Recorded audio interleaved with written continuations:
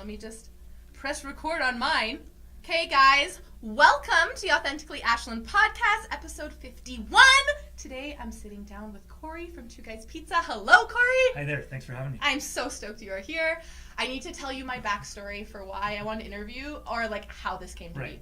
Okay, so back long ago, like I'm thinking 2002 to 2005, as a little kid, my stepdad every Friday night used to order beef and onion pizza to my house. Nice. From Two Guys. Yeah. And it was like, this is a core memory for me. Every Friday we got this pizza. My stepdad passed unexpectedly in 2019, and every year on his like anniversary of his death, we all pick a food that reminds him of us. And so to me, that is the food that reminds me of him, and it's all thanks to you. Well, I mean, that's amazing. That makes me feel a little old, first of all. It also gives me goosebumps because I also lost my father, and I'm sorry to hear that. Oh, I'm sorry as well.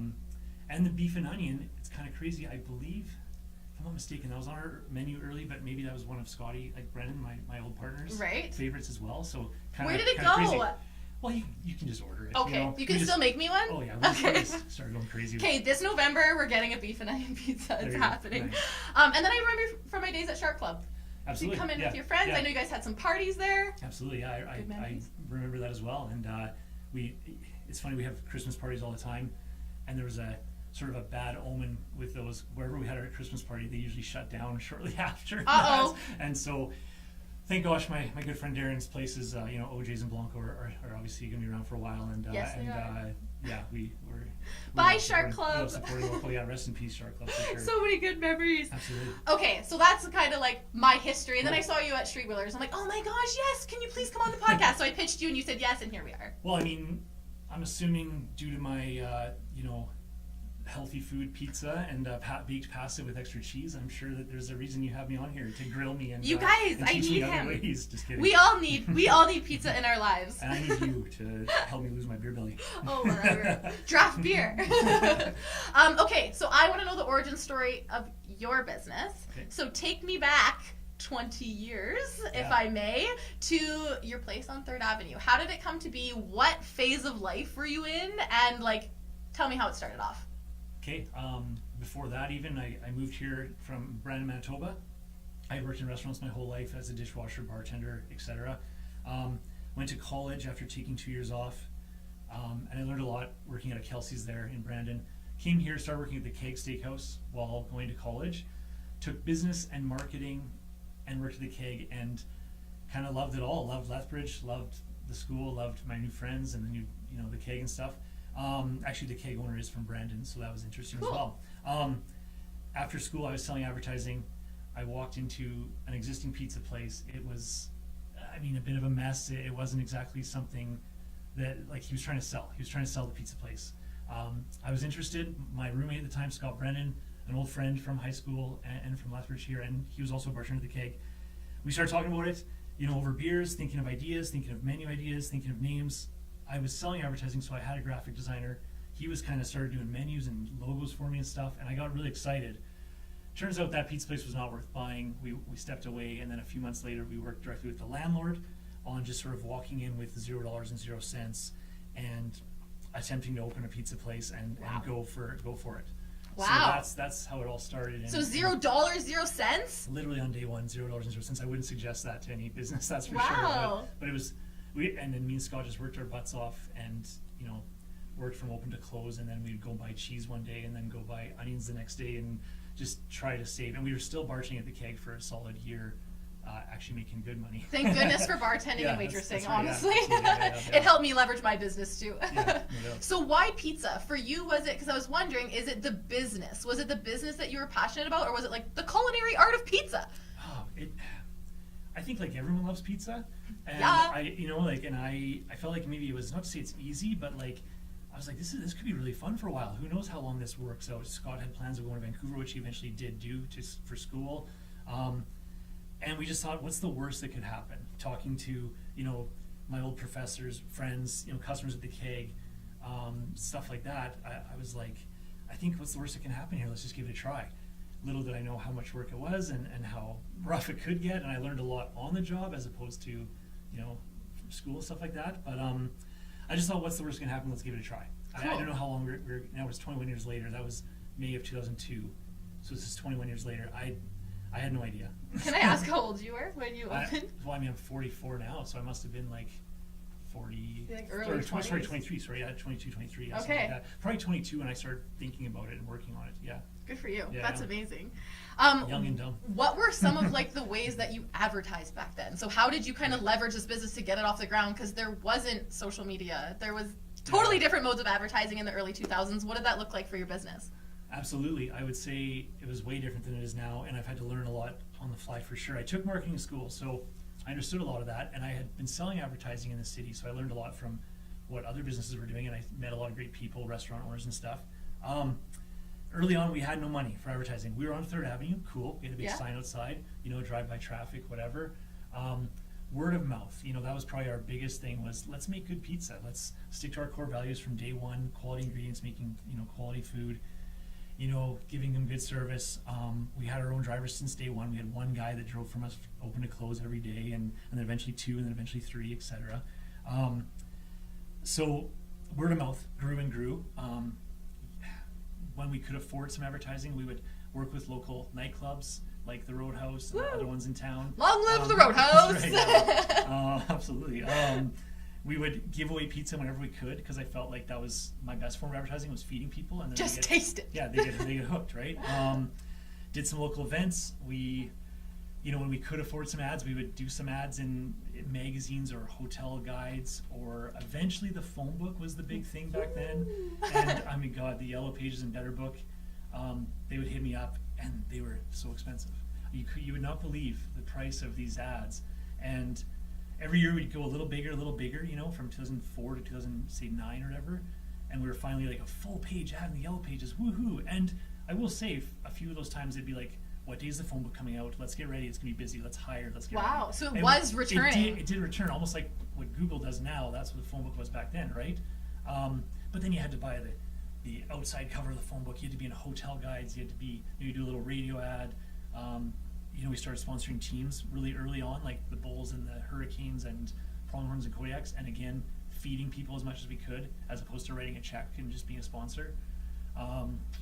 What about your DJing days? Can we bring that out of the woodwork? Because I did a little deep dive. Oh my God, you went deep. What's your name? Problem Child or something? Yeah, I nailed it. Also, rest in peace, Problem Child. Oh, he's gone? No, come on, bring him up. Yeah, that was like, so bartenders at the Keg. Yeah. Sean and other guys there were DJing, and I was hooked right away. And I would learn in their basements, and then I started getting into it while opening a pizza place. We had a DJ booth in the basement of the pizza place. Some of my staff were great DJs.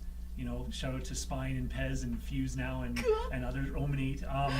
And then they all worked for me, and it was just a fun scene, I guess, where we'd work hard, but we'd play hard as well. And now, like Trent, my GM, he's been with me for 18 and a half, 19 years.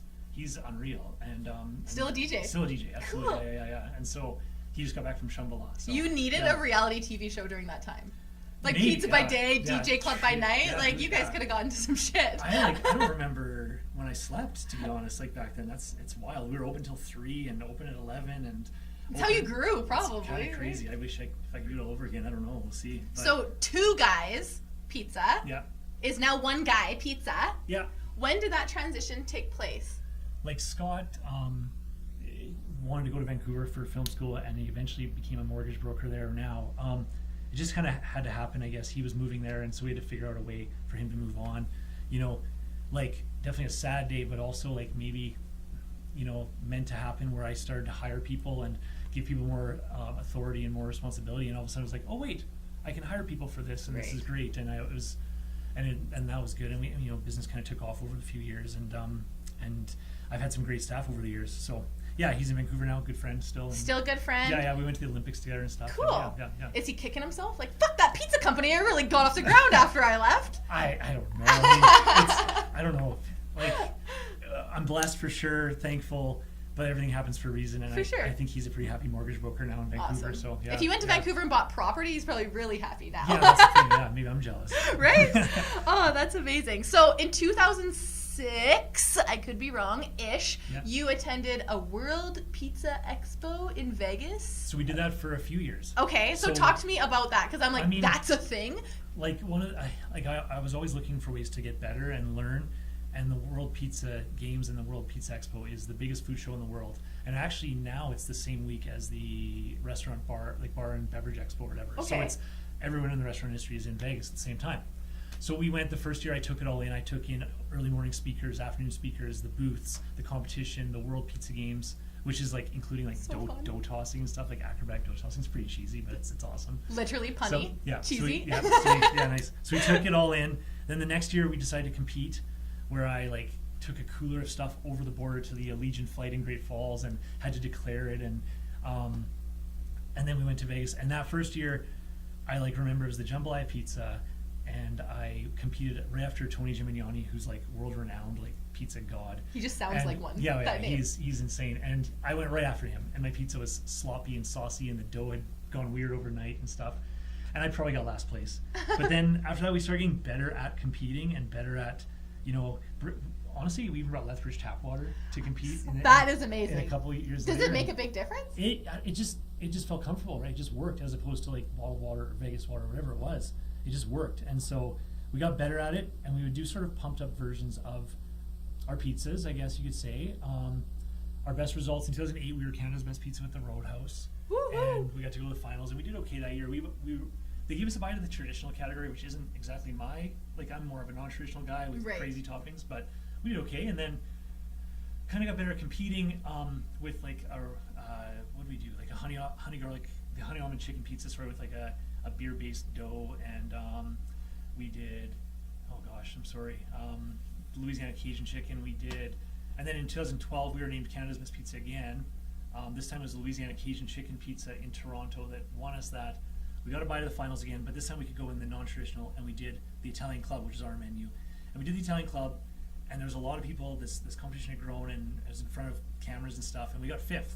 And I was pretty proud because there was a lot of Italian guys, a lot of good chefs there, and Awesome. And there was a lot of big names there. So I was pumped to be this kind of no name from Canada, and it was a lot of fun. And with that, publicity, local publicity, we're talking about early days of word of mouth and advertising, being in the paper, being on the radio, getting sort of free publicity was a good thing. And then at the same time, we had to raise our standards and make sure every pizza that went out the door was amazing. And so it was a lot of pressure, and it was fun, and So whirlwind. 2008, Roadhouse Pizza, Yeah. one of my favorites, Yes. won Canada's best pizza. Yeah. And is that named after the Roadhouse Club, or what? Are you allowed to say that? Kind of so I knew I was going to have a relationship with them when we opened. It was on the menu day one. So it was on the menu 21 years ago. I kind of stole the ranch chicken thing from like another pizza place in the States, and that one was called the Ranch House. Okay. And I thought it'd be funny just to call it the Roadhouse. I don't even know if I asked them permission. I'm not sure if I'm sure Kevin was pumped about it. I'm sure they were fine with that. But I guess you could say it maybe kind of. Well, you had a relationship with them. University, college students were totally. like your demographic. Yeah, absolutely, yeah. So I believe I read somewhere you didn't charge for delivery for your pizza for like 6 years or so. Right, okay. So what was the business call behind that? Was other places charging and you're like, well, we just want you to taste our pizza, so we're not going to charge? Or was it like that was a standard, so no one's charging, so of course we're not charging? I'd say when we first opened, I really had no idea. I just did competitive analysis. What should we charge? Let's be good, reasonably priced pizza with free delivery if it's over $15, etc. Then time goes on.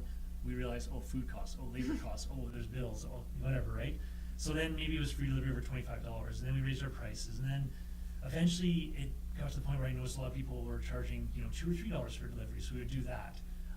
My drivers are contract drivers. They get all the fees and all the tips, and they work for me. It's awesome. They know all the answers. They've been with me for a long time. They come directly to and from. They're at the ovens waiting for the pizza.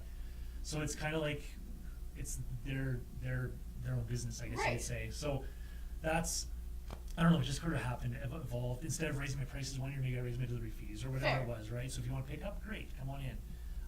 But doing it for free for the first little bit did allow you to master the art of, I just want people to taste my freaking pizza. Yeah, there's no hesitation. Yeah, that's right. That's awesome. Yeah. Okay, so talk to me about how things started to grow. Now we're like past probably 5 years into business. You're on 3rd Avenue and you make a decision, I think on year 10, I'm deep diving you again, to transition to a new building. Yeah, I would say that like after winning Canada's Best Pizza and kind of had some great staff and business was growing, the city was growing, what should we do next? And you're probably gonna ask me later, but like everyone is like, what are you gonna do next? Are you gonna franchise? Are you gonna grow? What are you gonna do? There's a few ideas for sure. should I buy the building I'm in? Should I expand in that building? Should I move? Should I get a west side location? Should I move somewhere south, a newer building, whatever? I used to drive down 11th Street to work from the west side, and all of a sudden I seen this old garage for sale that was housed, at that time it was Action Conditioning Gym. Before that it was like ultraviolet eyewear and fuel, and then a long time ago it was Trimble tires and gas stations and stuff. So I looked into it. I just flying by the seat of my pants, like talking to bankers, my accountant, a lawyer, whatever. What should I do? The price seemed right. Started looking into construction costs. What is that all about? I had no idea. Started writing business plans. Started asking the banks for money. Started meeting them. Everything got approved. And so on our 10-year anniversary, which was it was not on purpose, but on our 10-year anniversary exactly, we got possession of the new building, 316 11th Street South. So then construction started, and we opened in January 2013. And so we still wanted to pump out delivery takeout, but we wanted to add a dining room, go back to my days, the Keg and Kelsey's, and sort of have great service. We stuck with just beer and wine, kind of similar to like maybe Chow Mambo's and Whitefish, another great place, or New York pizza places or Italy pizza places that just have beer and wine. Right. So we just wanted to do things good. So we just do pizza great, beer great, wine great. All those things are good. That's right. And so when you come to us, you know what you're getting, and yeah, we have about 40 seats, and kind of the house of yes. You can bring your family, bring a team, bring a date, Right. have a beer at the bar waiting for pizza to go, or eat it there, or whatever. So you just do whatever you want in our place. So your intention for that building maybe was a little bit different before having kids and after having kids. Can you talk to me about that? You dug deep. The business plan that I still have was delivery takeout with like a secret door to like a German style beer house kind of idea. And I thought that was gonna be cool. That is but cool. Then we started renting a room for like where the tap's gonna go. It won't be that big. And then my wife, in December 2012, she told me right before we were going on a trip to New York to like try all these great restaurants and wine and stuff. She's pregnant with my daughter London, and right away I was like, well, maybe this should be a family restaurant. Kids, where do kids go to eat in this town anyways? And so quickly changed that, and had to change the plan with Silveridge a little bit, and Now kids welcome, even That's though right. there's drinks. That's right. That's absolutely, perfect combination. So Drink with parents your kids. need That's right, pizza and beer and wine, and my kids can That's come. right, that's right. Awesome. So the Food Network's You Should Eat Here TV show aired your business, You gotta eat right? here. You gotta eat You gotta here. eat What did here. I call it? You should eat. You should. You gotta eat here. So- So that was in like 2014, after you got the new place. So I would say the dining room didn't pick up right away. It was Okay. like a slow. It was like, oh, people would walk in for the takeout and be like, oh, you have a dining room, cool, I'll come next time. So it didn't take off right away. 2014, they contacted me. I remember it was like a Valentine's Day on like a Friday, and they were like, hey, we got a few emails from customers. We're interested. Do you want to start the application process? So I took that phone call and I did start the process. And I think like the Food Network, there's 122 restaurants. They picked 70 for that year, and we made it. And then they tell you we're gonna shut down for 2 days. The first day is filming in the kitchen, and boom, boom, boom, boom, boom. And the second day is filming up front with customers. So I'm thankful. It was a Monday and Tuesday in the summer, so it was a slower day. It was awesome. Worked out great for me. It was crazy. It was like from 7 a.m. till 7 p.m. and it was like to the minute. Like, here's what we're gonna do that day: dough, sauce, pizza, this, that, boom, boom, boom. And they filmed everything. And then the next day, I had invited some people to come and eat and drink and be a part of the filming, and they volunteered to be on camera. And so 2 exciting days, 7 to 7. I have a baby at home still, right? But it was all good. And then it aired in, I want to say March 2015, maybe, something like that. And it was insanity after that, for sure. And then all of a sudden, now delivery takeout are still big, and the dining room is packed, and waiting lists on pieces of paper back then, kind of pre-technology a little bit, and it was busy, for sure. Those were a crazy few years. We had a second child, Brinley, in 2016. Life was nuts. I bought a food truck in 2011, so that was part of the plan as well. Go. So that TV show did catalyze business for sure. Yeah, like the week after was probably our busiest week of all time, and still to this day is probably our busiest week of all time. Let's re-air it. It actually gets re-aired a lot. Does it? And, Okay. Yeah, and sometimes there is people that mention it. Like I saw you on the Food Network and stuff. Cool. It's like, it was 7 years ago. Good thing I was bald, and it's still kind of relative and stuff. And So those were good years. Yeah. Talk to me about the inevitable COVID being in the restaurant industry. Me being in the fitness industry, I'm like, I don't have anything good to say about COVID. You shut my business down. How did that work for you? So 2017, 18, 19, 20 were we're kind of slowing down in all honesty due to maybe my website wasn't as good as other competitors. Maybe I wasn't on Skip the Dishes and all those. So we started to notice, like, you know, what should we do differently? And so early 2020, I was about to go hard. I was going to do all new forms of advertising, all new things, maybe learn more about social media and what the young kids are using and all that stuff. I hired Outrageous Advertising. I did the Food and Beverage Expo like that year, right? Yeah. And I went big with like a beer gardens and my food truck. Anyways, I was gonna go hard that year. 2020 was gonna be my year, and then March 2020 we were shut down, right? And you know, like daily decisions, daily, you know, government announcements and stuff, and we never knew what to do. I just knew, well, I own my building. You know, this is my only form of income. Like, I got to do something, and they haven't told me to shut down yet. So memos to staff, you know, who wants to come to work? Let's do this. And honestly, we were busy day one. We were with takeouts. You know, Awesome. hashtag support local. A lot of support. A lot of people just looking for food options because dining rooms were closed at first, I think, and They were, yeah. And what do you do? So we started closing on Mondays, just to do some painting and some cleanup, and let's get through this. I also, maybe a few staff, you know, didn't feel comfortable coming to work. I wasn't getting new resumes, so like it was easier to schedule. We were closing at 10 as opposed to like 1 or 2 or 3 in the morning, and just trying to get by. And it was busy and learning a lot and memoing the staff each week and trying to follow the protocols, trying to make it safe for customers and staff to be there, and yeah, busy.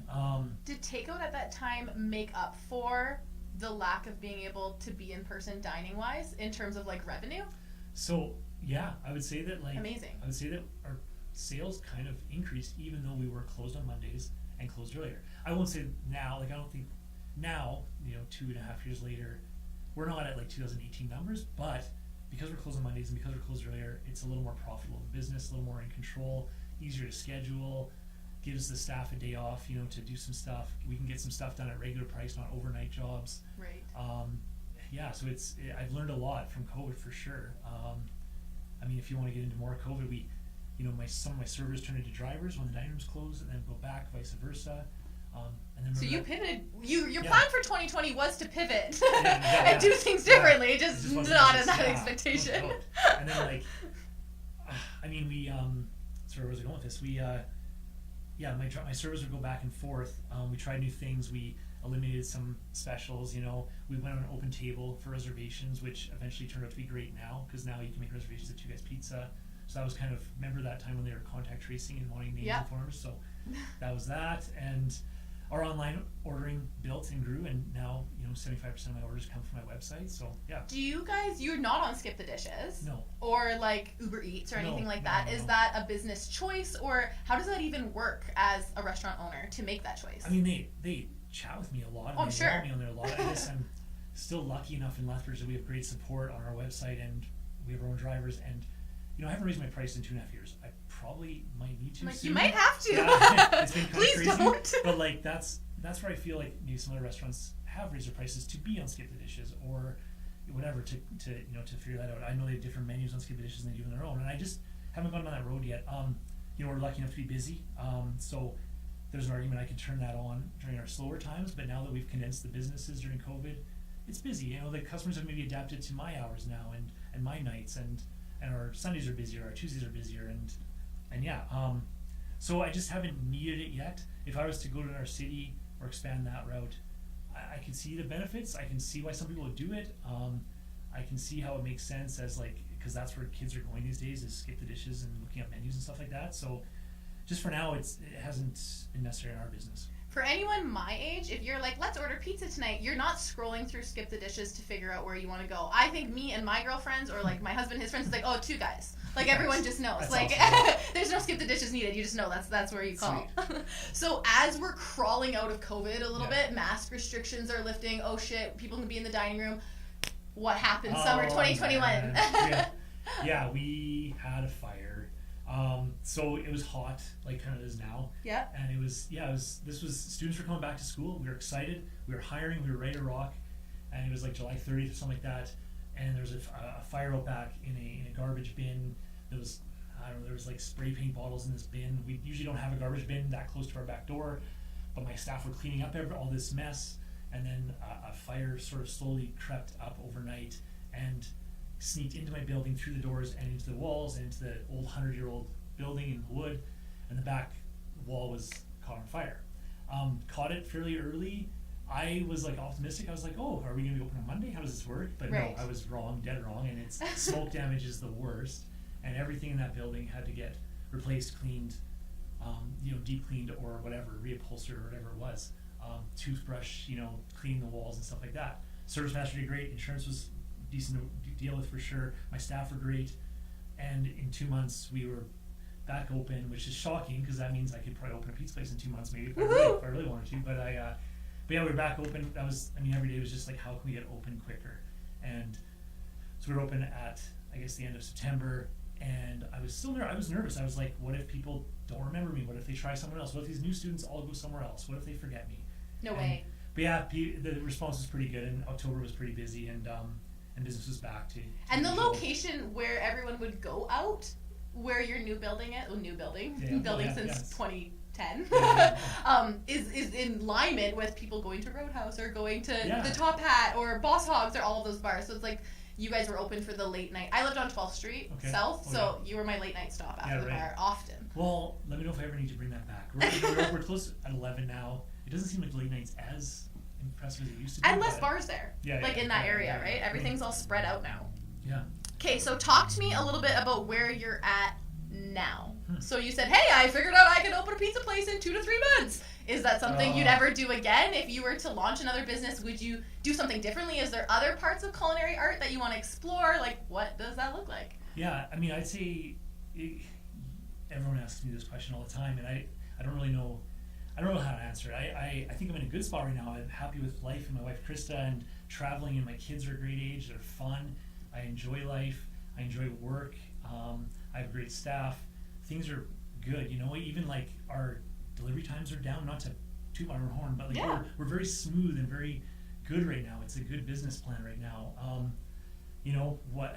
So let's duplicate it. I mean, everybody asks me when are you going to duplicate. I don't know. I mean, the city is growing. I'm excited for a lot of the future development in the city, and hopefully, businesses buy in and people buy in, and Lethbridge grows like crazy. And then maybe it's necessary for me to have a West Side store or something like that, or expand my current location.